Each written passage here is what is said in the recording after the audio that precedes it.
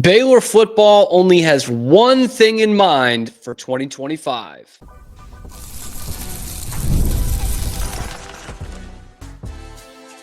You are Locked On Baylor, your daily podcast on the Baylor Bears. Part of the Locked On Podcast Network, your team every day. Hello there, Bears fans. Welcome to another episode of Locked On Baylor, brought to you by FanDuel. I'm your host, Cam Stewart of ESPN Central Texas and the Cam Show on YouTube. Appreciate you guys making this your first listen today and every day. Because on the docket on this Friday, happy April 4th to all that celebrate, we'll be talking about the aspirations for this Baylor football team. Coaches are saying championship or bust. Scott Drew picked up another big-time player in the portal on Thursday, but is that actually a bad sign for someone else on the Baylor roster? And speaking of adding to the team, women's basketball did the same. A national championship assistant coach, probably pretty defensive too, to add to Nikki Collins' staff. All that and more coming up on this episode of Locked On Baylor. Football, spring. Hope springs eternal in the spring, especially when it comes to Baylor football. I think everyone around this team, on the team, around the team, covering the team, whatever I'm doing here every day, we're all pretty optimistic about this team, right? I mean, 24, there was some more optimism than 23. It doesn't start out well. And then they showed us what they were capable of. And now the pressure's on, right? Like maybe not nationally, but from this Baylor fan base, they're thinking we can do this thing. Like we can win the Big 12, run the Big 12. Own eyes, we're not that stupid. We saw with our own eyes how good this team was on the field last year and how promising it should be for 2025. This offense, another year under Jake Spavital, a full year under the belt of Sawyer Robertson and Bryson Washington as being like the guys on the team. Defense needs to improve. Looks like it has, at least on paper. You've brought in some players in the portal. Dave Aranda has brought in new assistants on the defensive side. He gets another year kind of back under his belt as the defensive coordinator again. And special teams-wise, you got Red Armstrong. So there's all kinds of hype going into this season. But I think we all know some fans that are like this in the Baylor fan base. We all know fans that are outside of the Baylor fan base. Shoot, I got people in the comment section most every episode saying something like this. Really shooting too high for Baylor. Really? Big 12 championship? Come on, they were 3-9 2 years ago. You don't have the coach. You guys, you had to have a great second half of the season just to be relevant somewhat in the Big 12. And I wondered, like sometimes I get this little seed and I'm like, I wonder what the coaching staff is actually thinking. We're looking at this as a team that could win the Big 12 championship and therefore should be a college football playoff team if you win the Big 12, right? I mean, maybe even the runner-up to the Big 12 should be in the college football playoff. The rest of the country isn't thinking like this. Maybe there's somewhere in between for the people that are inside that locker room of like, hey, we're not talking about a championship or a record or anything like that. We're just trying to get better, right? We're trying to be better than last year. We're trying to be better than we were the week before, better than we were the day before. And maybe they're just trying to make a bowl game like they were last year. And then Anoke Brechterfield talked, okay? I said this on the show yesterday. He's a lot like Dave, but more to the point, more direct in his oration, right? He's very direct in what he's saying, but he does have a lot of that Dave Aranda style to him in the way they think. He just is better at kind of putting it out in front of us in the media. And the assembled media asked Anoke Brechterfield this week. They said, this is a pretty good group. Like, what are the expectations from this team? And here's what Anoke Brechterfield said. Yeah, for sure. I mean, if you're not trying to win it all, why are we out here? I mean, the expectation is to win it all. I don't know what the math was last year, but if we had a one game go the other way, we're in the championship game. So it's like our expectation is to win the Big 12. You win the Big 12, and then you take the next step, right? So it's like, hey, man, our expectation is to win every game and win the Big 12. So if, that is the expectation. So for sure. Win it all. It's not the aspiration. That's the expectation, is what he's saying. Now, win it all for a lot of people would mean national championship. But he says pretty clearly there, the goal is to win the Big 12 and win every game in the Big 12. And whatever's after that is after that. That would be the college football playoff. Noakes, Coach Noakes. I think he knows that. But that would be the college football playoff, which comes after winning the Big 12. But I know coaches are never going to say, like, our goal is to be 4-8, right? Like, they're never going to do that. But that is somewhat refreshing that in late March, early April, one of your coaches is not afraid to get out there, drop whatever on the table, and say, no, we want to win the Big 12. We know how close we were last year. And it kind of stands as a reminder of how close they were last year to winning it all. They weren't mathematically eliminated until other games on the last weekend of the season, not even their game. So they were in it till the very last day. And you think of how close they were against Colorado. Pissed that game away. Should have won that game. No one would tell you differently. Absolutely threw that game down the drain. BYU threw it away in the first quarter, came back, made it interesting. But that was like the standard bearer. That was the best team in the Big 12 for a good chunk of the season. You didn't play the best year. You will this year. You hung right there with BYU and you dominated them for half a football game. Now, that's not enough, but it does show you that this team was very close to being a Big 12 championship team. And we're not that far away from being a college football playoff team. That's wild to think about with a brand name like Baylor and a year that they went 8-4. But they weren't that far off. And hopefully, that was an anomaly against LSU, because I think those of us who watched this team all year, we're not thinking, man, that's what happens when you play an SEC team. That's what happens when Baylor faces LSU. This is the kind of thing that happens. I don't think we were thinking that. I wasn't. In fact, I was crashing out on the live stream afterwards because I knew they were better than that. We all did. We all knew they had an opportunity in that game. And that things happened. They didn't show up defensively. Bryson Washington gets hurt. So the nation can think all they want about, that's what happens when you face the SEC. But I think people within those walls at Baylor knew that was not our best effort. The beginning of the season was not our best. We are going to be better. And anything better from what they were last year, you're at least knocking on the door of the Big 12 championship. And it is refreshing to hear the coaches say, no, we're not aiming for anything else. We're going for the Big 12 championship. That's the goal. Not to make a bowl game, not to get more guys rotated in, not to win just your rivalry game. No, the goal is to win the Big 12 championship. And this team on paper is very much capable of that. Very much. 7.5 wins over under. My butt. This team's going to win 10 games. At least that's what I'm saying on April 4th. Let me know what you guys think. I am curious to hear what you guys think in the comments below, or tweet at us at Locked On Baylor if you're not watching on YouTube. Speaking of aspirations, it's been championship aspirations for Baylor men's basketball for years now. Maybe we need to curb those expectations a little bit. Either way, Scott Drew is bringing in another stud guard. But what does that mean for the one that we're trying to bring back? Let's talk about that next on Locked On Baylor. But first, a word from our friends over at 5 Hour Energy. Guys, it's happened again. It happened a while ago, but it's still in the read, so it happened again. Daylight savings snuck up on us.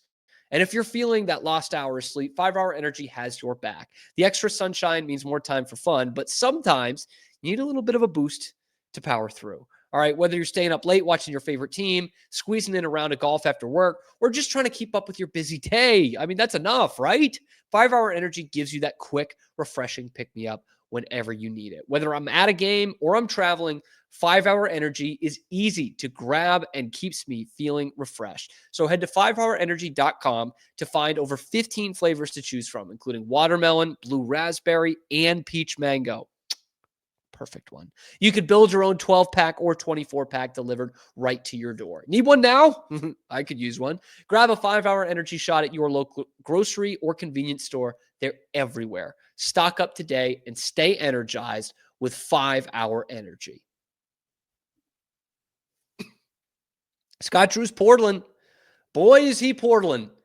He had a great first day on Monday. Brings in Michael Ratai and Obi Agbim from Wyoming, Ratai being from Oregon State. And you're off to the races. And what did I say after that first one? I said, this is great. You got your two guys with experience. I'm hoping we can see some more guys with some eligibility left. Flash forward to Thursday. Another big-time portal pickup for Scott Drew. J.J. White out of the University of Nebraska, Omaha, the Mavericks, who were in the tournament this year. They played St. John's.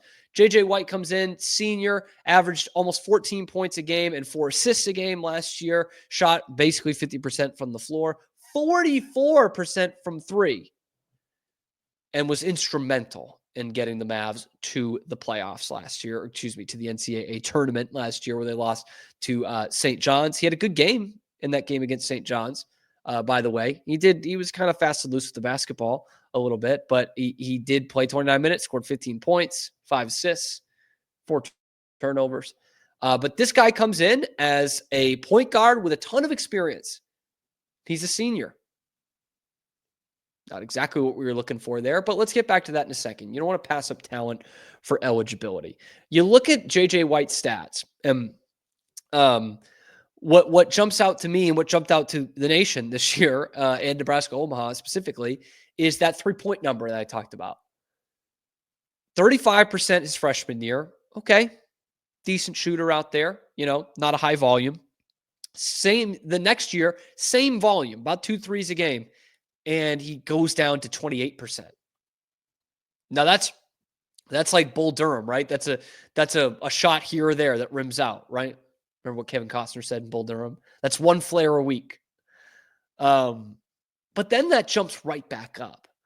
And it exceeds his career high to that point. It goes from 28% to 44% a year ago.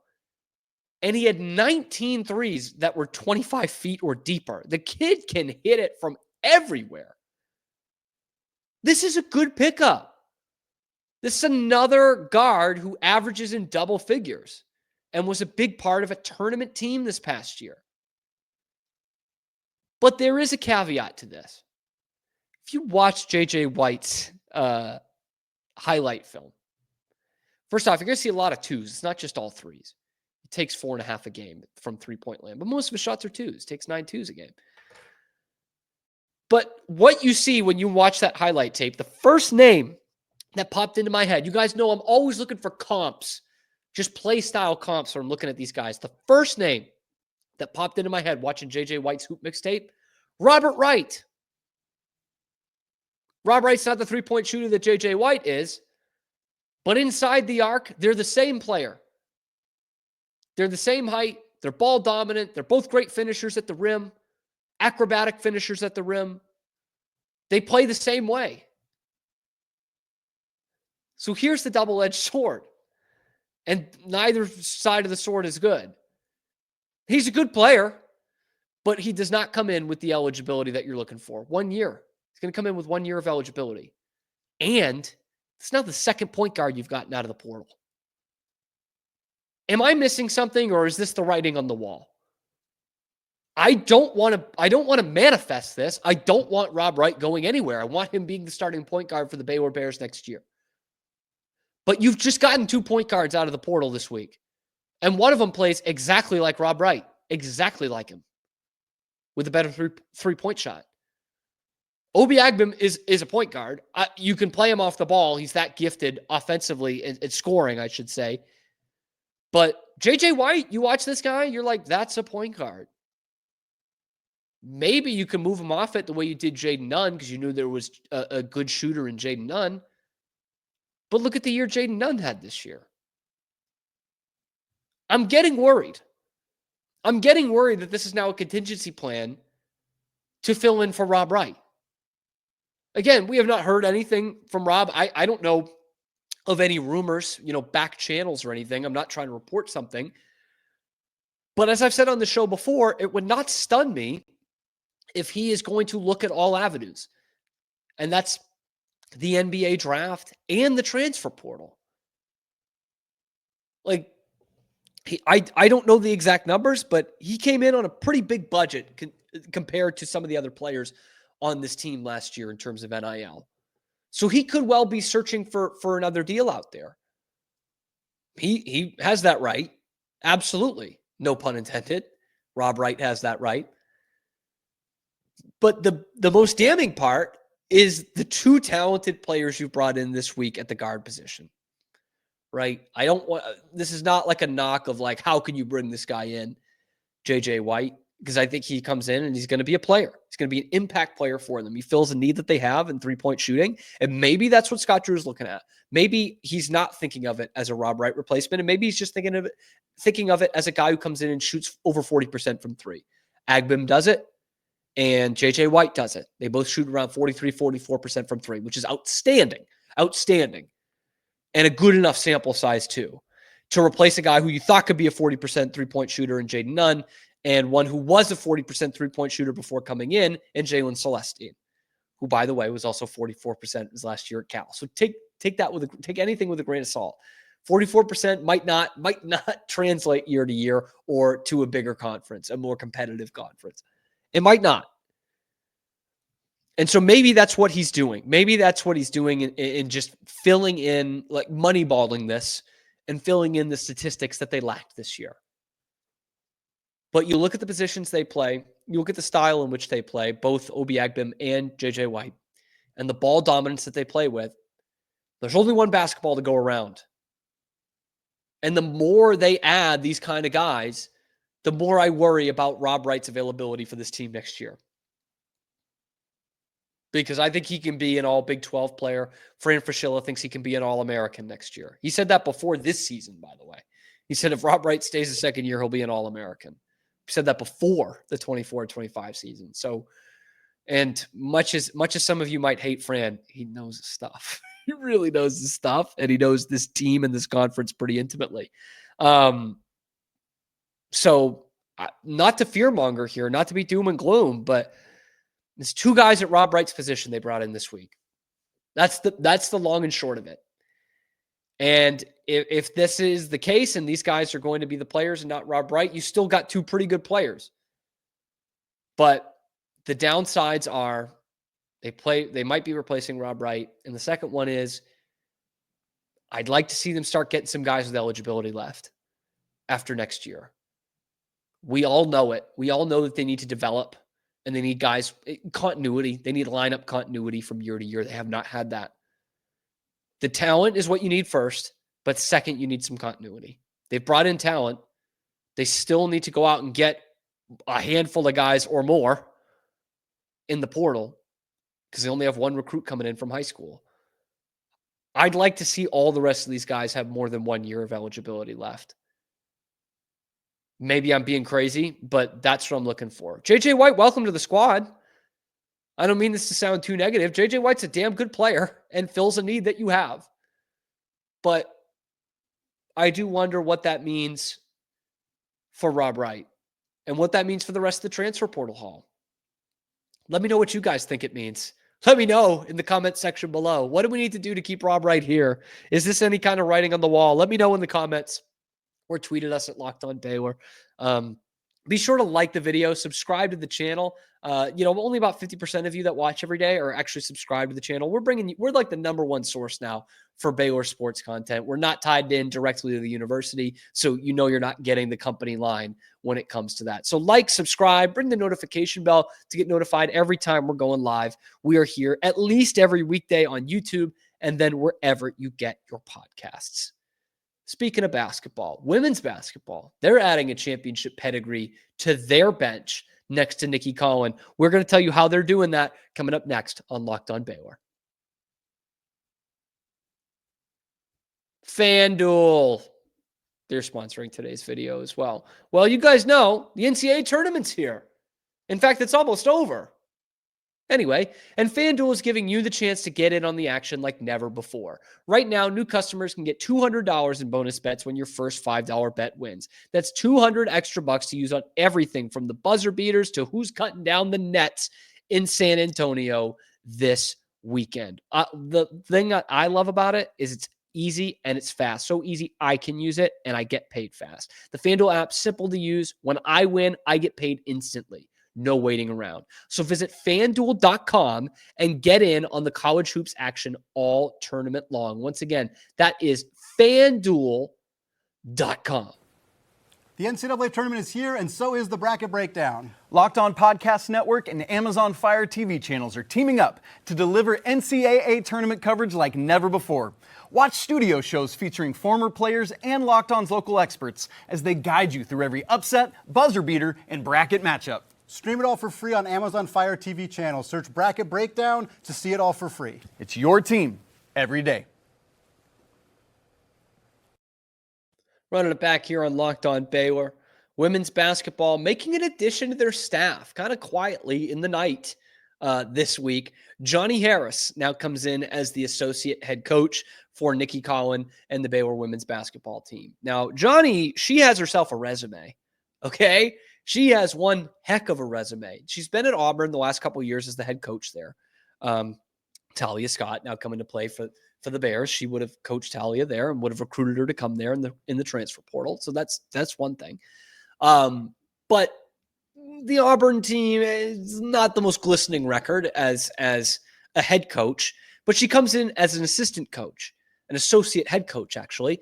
And her resume as an assistant coach is incredible. Okay. She has coached under Kay Yao for one, and she coached under Vic Schaefer. She was the assistant coach of the year in 2018 under Vic Schaefer when Mississippi State went to the Final Four back-to-back years, and then was with Vic at Texas as well. And oh yeah, she's not only has a couple Final Fours, she's a national championship ring on her finger. She was an assistant for that 2011 A&M team that went all the way. Thankful that they were very thankful that Louisville beat Baylor in that one, because that would have been Brittany Griner again in 2011. They obviously come back to win it in 2012. But she has got the experience here.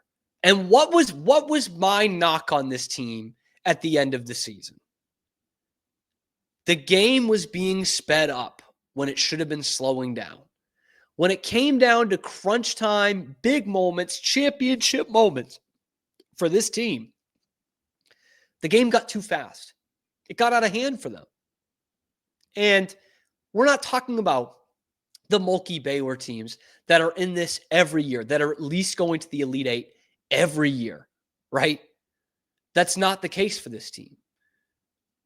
The furthest they've gone is the Sweet 16, which is pretty good, but now after this year with Sarah Andrews gone, nobody left on this team has won a Big 12 championship. Nobody knows going through that gauntlet and winning the thing. So that's a big difference from what you used to have every single year.